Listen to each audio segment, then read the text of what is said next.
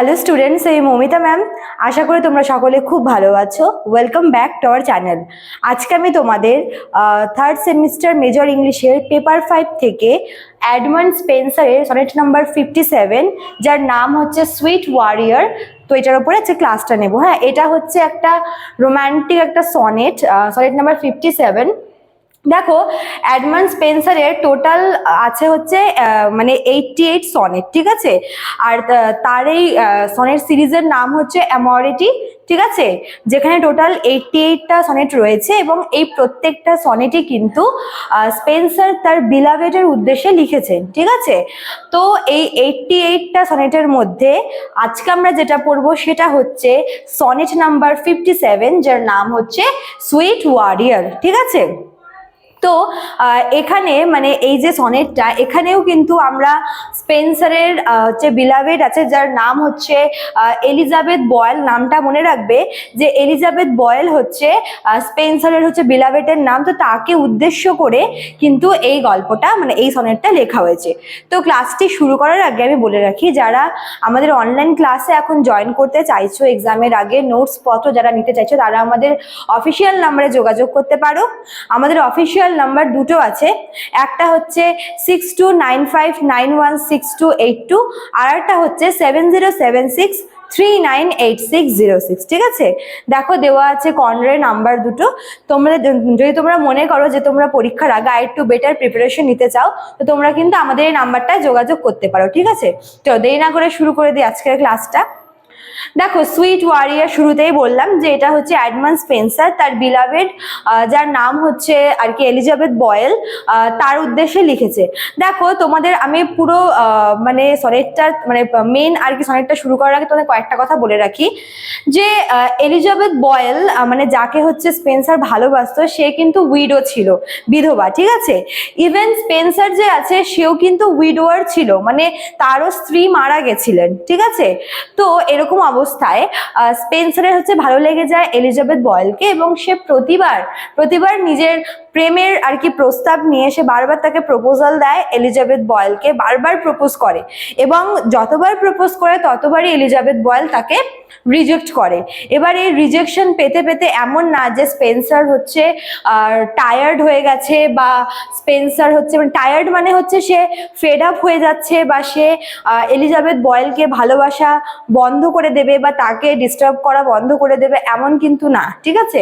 মানে সে বারবার তার কাছে আর কি প্রপোজাল নিয়ে যাচ্ছে এবং এলিজাবেথ বয়েল তাকে বারবার কিন্তু রিজেক্ট করছে, ঠিক আছে। এবার এই যে মানে বারবার প্রপোজ করা, রিজেক্ট করা, প্রপোজ করা, রিজেক্ট করা, এটাকে কিন্তু এখানে একটা ব্যাটেল বা একটা যুদ্ধের সঙ্গে কম্পেয়ার করা হচ্ছে। তাহলে আমি লিখেছি এখানে ব্যাটেল অফ লাভ, এবং এই যুদ্ধটা কিসের? এটা হচ্ছে ভালোবাসার যুদ্ধ, ব্যাটেল অফ লাভ। কার মধ্যে? Between Spencer with his beloved or lady love Elizabeth Boyle. তো এই সুইট ওয়ারিয়ার, দেখো সুইট বলতে এখানে আমরা মিষ্টি বুঝি, আর ওয়ারিয়ার বলতে হচ্ছে আমরা সোলজার বা যোদ্ধা বুঝি, ঠিক আছে। এইখানে স্পেন্সার তার বিলাভেডকে, তার লেডি লাভ এলিজাবেথ বয়েলকে ওয়ারিয়ার বলেছে। এবং এটাও বলেছে যে এই যে যুদ্ধটা যে চলছে, মানে তার এবং তার বিলাভেটের মধ্যে একটা যুদ্ধ চলছে, ঠিক আছে।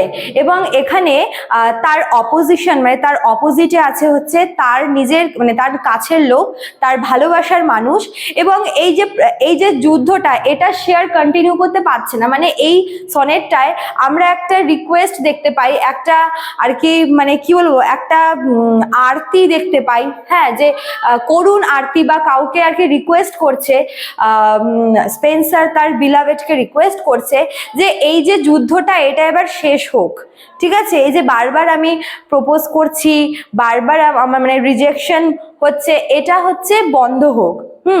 স্পেন্সার আরো বলে যে যখনই সে তার বিলাভেটের সামনে যায়, ঠিক আছে, তো তার বিলাভেটের যে চোখের যে দৃষ্টিটা, মানে যখন তার বিলাভেট তার দিকে তাকায় বা সে তার বিলাভেটের দিকে তাকায়, তার বিলাভেটের চোখ থেকে চোখের যে দৃষ্টিটা, সেটাকে এখানে খুব সুন্দর করে কম্পেয়ার করা হয়েছে তীরের সাথে, ঠিক আছে। মানে বলছে এখানে যে যতবার তার বিলাভেড তার দিকে রেগে তাকায়, মনে হয় যে তার চোখ থেকে মানে নজর না তীর বেরোচ্ছে, এবং সেই তীর স্পেন্সারের সোজা হার্টে গিয়ে লাগে এবং স্পেন্সার খুব সুন্দর করে মানে খুব দুঃখী দুঃখী হয়ে কাতরভাবে বলছে যে যতবার আমার বিলাভেড আমার দিকে তাকায় এবং যতবার তার চোখ থেকে সেই মানে আগুনের মতো দৃষ্টিটা যখন আমার উপরে পড়ে, আমার যে বুকের ভেতরটা, আমার হৃদয় পুরো ছারখার হয়ে যায় এবং এই হৃদয় নিয়ে, এই মানে ব্রোকেন হার্ট নিয়ে আমি আর আমার বিলাভেডের সাথে যুদ্ধটা, এই ব্যাটেলটা কন্টিনিউ করতে পারছি না। সে তার বিলাভেডকে রিকোয়েস্ট করে বলে যে আমি ভীষণ থেকে মানে ভিতর থেকে আমি ভীষণ পরিমাণে ভেঙে পড়েছি, তোমার বারংবার এই যে রিজেকশন সেটা আমি পেতে পেতে আমি ভেতর থেকে পুরোপুরি ভেঙে গেছি। আমার পক্ষে এই যে মানে ব্যাটেলটা সেটা কন্টিনিউ করা পসিবল হচ্ছে না, তাই আমি চাই তুমি আমার প্রপোজালটা অ্যাকসেপ্ট করো এবং আমাদের যেন মিল হয়ে যায়, ঠিক আছে?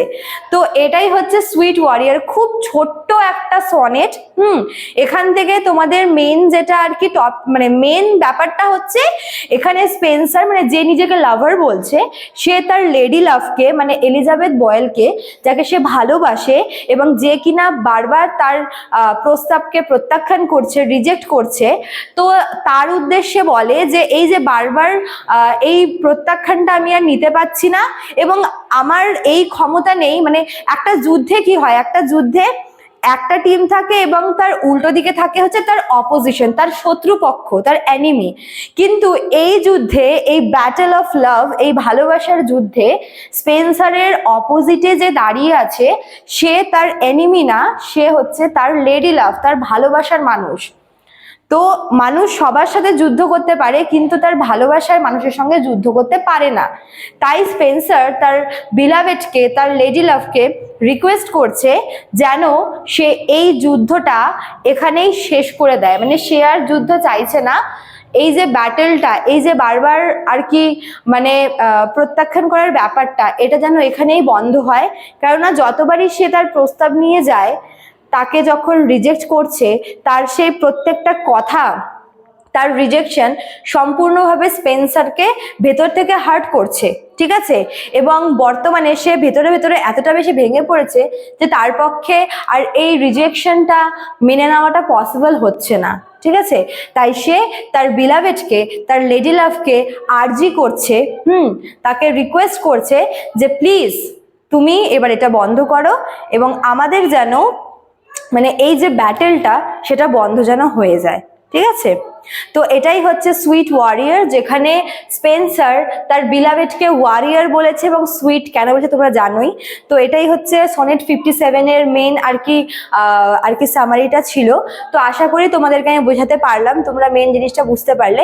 এখান থেকে তোমাদের কোয়েশ্চেন এরকম হবে যে মানে কি রিকোয়েস্ট করছে বা কি আর্জি জানাচ্ছে রাইটার তার বিলাভেডকে, কি আর্জি বা কি রিকোয়েস্ট করছে, এটা এখান থেকে আসবে। আর অবশ্যই এটার যে ক্রিটিক্যাল অ্যাপ্রিসিয়েশনটা, এটা কিন্তু তোমাদের অবশ্যই পড়তে হবে। মানে এখানে কি কি ইমাজিনারি ব্যবহার করা হয়েছে, সিম্বল, বা এটা কেমন ধরনের কি, এই সব কিছু কিন্তু তোমাদের মানে পুরো ক্রিটিক্যাল অ্যাপ্রিসিয়েশনটা পড়লে তোমাদের বাকি কোয়েশ্চেনগুলো কিন্তু ইজিলি হয়ে যাবে, ঠিক আছে?